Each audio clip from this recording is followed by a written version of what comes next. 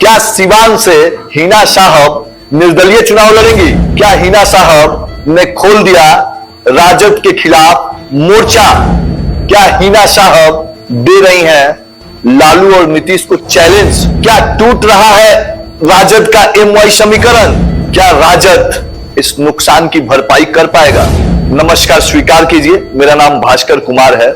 जैसे ही जातीय जनगणना की आंकड़ा सार्वजनिक हुआ है, तब से बिहार में राजनीतिक भूचाल रोज नए नए रूप में आ ही रहा है। इस वक्त जो चर्चा का बाजार गर्म है वो सिवान लोकसभा को लेकर है, जहां सिवान के राजद परिवार के सबसे कद्दावर मुस्लिम नेता मरहूम शहाबुद्दीन की पत्नी ने राजद के खिलाफ मोर्चा खोल दिया है। सिवान लोकसभा इन दिनों खूब चर्चा में बना हुआ है और सिवान लोकसभा चर्चा में आज से ही नहीं, 90 के दशक से ही रहता है।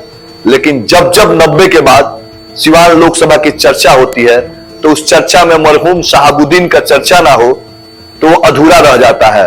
ताजा मामला यह है कि सिवान में मरहूम शहाबुद्दीन की पत्नी हिना साहब ने अपने ही पार्टी राजद के खिलाफ मोर्चा खोल दिया है।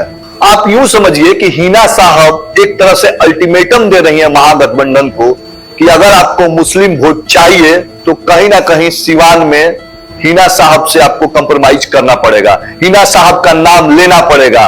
वैसे भी राजद का जो समीकरण है एमवाई समीकरण, मुस्लिम प्लस यादव, आज के जातीय जनगणना के हिसाब से अगर इन दोनों वोटों को मिला दिया जाए तो राजद का वोट बैंक निश्चित तौर पे बढ़ता दिख रहा है। ऐसे में हिना साहब का यह कदम उठाना कहीं ना कहीं महागठबंधन के लिए खतरे की घंटी है। अब देखना यह है कि क्या हिना साहब सिवान से निर्दलीय चुनाव लड़ रही हैं या फिर किसी दल के टिकट पे चुनाव लड़ेंगी, ये तो आने वाला वक्त बताएगा। लेकिन इतना तो तय है कि जिधर हिना उधर मुस्लिम वोट का पक्ष मजबूत जरूर हो जाएगा।